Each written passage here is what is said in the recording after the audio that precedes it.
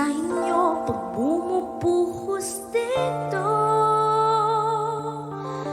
Paumanhin at mukhang hindi ko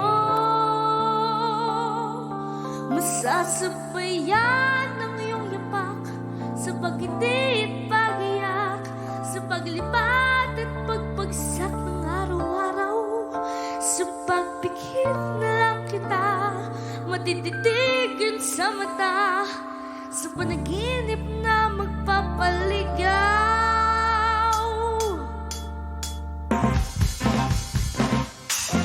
'Cause it's been raining in Manila, hindi ka pa nilalamig. Mahirap ang mag-isang nanginginig. And it's been raining in Manila, hindi ka pa nilalamig. Pag walang mga nalaw,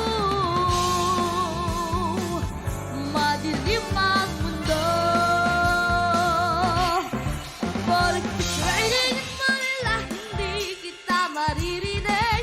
Nagkahiga mag-isang nanginginig. So I'll be waiting in Manila kahit di ka na babalik. Andiyan lang ang mga talaw, andiyan lang ang mga tala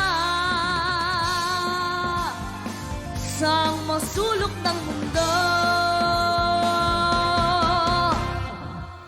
Yay!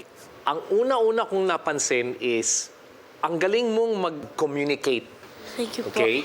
Pero communication, kung may iba kang talent, ibig sabihin magaling ka rin mag-communicate dun sa ibang talent mo. At sinabi mo kanina na you can play the keyboards.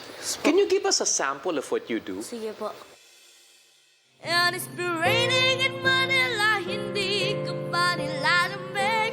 Mahirap ang mag-isang nanginginig. And it's been raining in Manila, hindi ka pa nilalamig.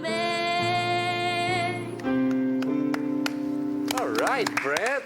Nice one, Brent. Ito yung boses mo. Okay? Ito yung performance mo.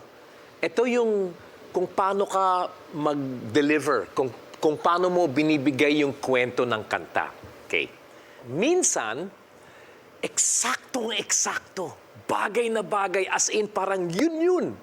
Pero minsan lumilihis din. Ibig sabihin, parang hindi nagmamatch yung boses mo dun sa nais mong maibigay sa amin.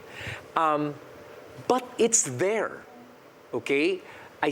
Nakikita ko, pero hindi ganun ka-consistent. Actually, ako ramdam ko eh. Ramdam ko okay. yung charisma actually. Yes. So, para sa akin lang, parang pakwan. Pakwan. What? Yung pakwan masarap pag hinog. Okay. Di ba? At this point, hindi pa hinog. Pero papunta na rin, ano? Pahinog na. Pahinog pa lang. Gusto ko na nag-emote ka kasi meron kang message na gustong iparating sa amin. So I like that very much. And I enjoyed your performance. Thank you very much. Thank you din po.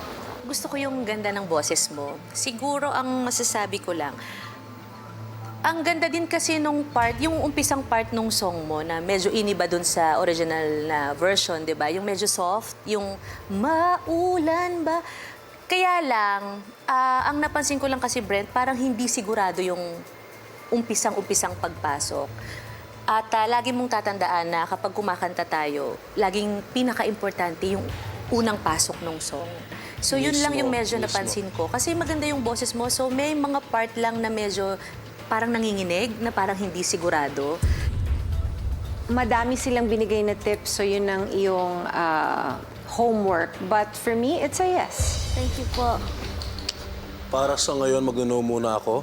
Sige po. Thank you po. Pero huwag mo kakalimutan yung pakwan. Brent, I'm going to say no, but I'm smiling. You know why? You'll be shining bright. Okay? Sa ngayon lang naman ito. Sa ngayon, magno-no muna ako. Sige po. Thank you Pero po. hindi naman ito forever eh. At I'm sure marami pang darating na opportunities para sa'yo. So sana wag kang magsasawang kumanta. Thank you, Brent. Salamat. Bye-bye po. Pakwan ha, yung pakwan. Mula sa mga Pinoy pop songs fans,